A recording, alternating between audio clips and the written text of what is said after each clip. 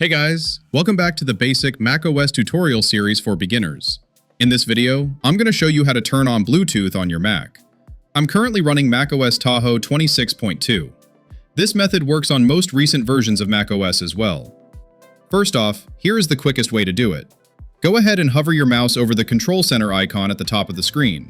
Then, click on this little arrow right here. If it says off, just toggle it on so it shows as on. Now, if you don't see that option there, simply click on the Apple icon in the top left corner of your screen and select System Settings. Next, head over to the Bluetooth section. If it's currently off, just flip this switch here to turn it on. Once it's on, you'll see all the devices you've previously connected listed under My Devices. Just give it a moment and your Mac will automatically scan for nearby devices that are ready to pair. When your new device pops up in this area, just hit the Connect button to pair a new Bluetooth device. Thanks for watching. I'll see you guys in the next video.